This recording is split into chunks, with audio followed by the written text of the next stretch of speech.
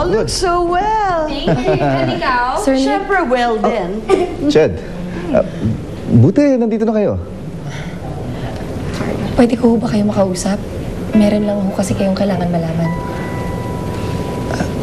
Ngayon na, hindi ba ito makakapaghintay mamaya sa kainan?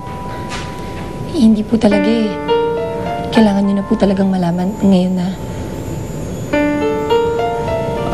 Honey, sweetheart?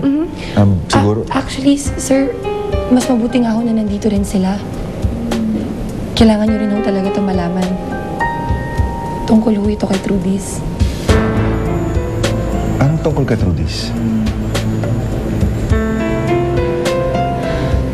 Meron ho kasing lalaki na dumating sa bahay namin kagabi. Nasabi niya sa amin na nakarelasyon daw niya si Ate Magda dati. Ayun na nga ho, sir. Sinasabi rin ho niya na siya daw po ang tunay na ama ni Trudis.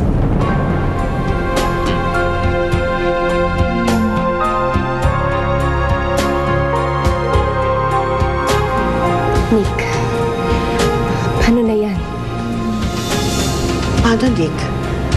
Itutuloy mo pa rin ba ang pagpapakilala kay Trudis gayong may umaangkin na ibang ama?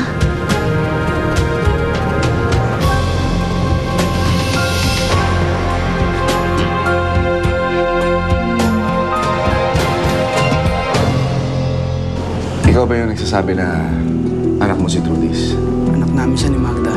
Magkano bang kailangan mo? Hindi ko kailangan ng pera. Anong katibayan mo? Bakit ikaw meron ka ba?